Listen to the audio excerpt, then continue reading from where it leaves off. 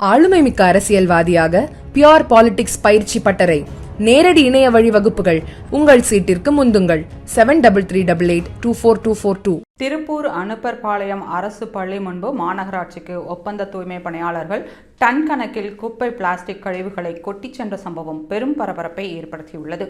திருப்பூர் அனுப்பர்பாளையம் பகுதியில் அரசு மேல்நிலைப்பள்ளியின் முன்புறம் காம்பவுண்ட் சுவர் அருகிலும் டன் கணக்கில் மாநகராட்சியின் கழிவு குப்பைகள், பிளாஸ்டிக் கவர்கள் மற்றும் இறைச்சி கழிவுகள் தனியார் மாநகராட்சி ஒப்பந்த தூய்மை பணியாளர்கள் கொட்டிச் சென்றுள்ளனர்.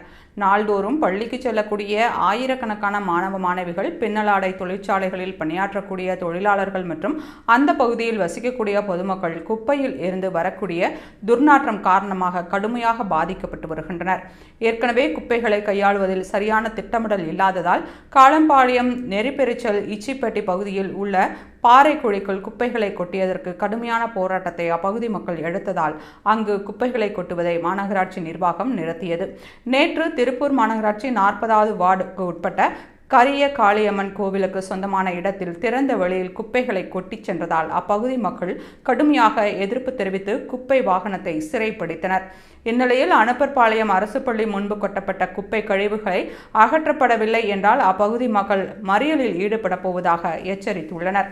மேலும் பள்ளியின் முன்பு டன் கணக்கில் குப்பைகள் உள்ளதால் சுகாதார சீர்கேட்டை ஏற்படுத்தி மாணவர்களுக்கு டெங்கு, மலேரியா போன்ற நோய் தொற்றும் உடல் உபாதைகளும் ஏற்படக்கூடிய அபாயம் உள்ளதால் மாநகராட்சி விரைந்து நடவடிக்கை எடுக்க வேண்டும் என கோரிக்கை எழுந்துள்ளது.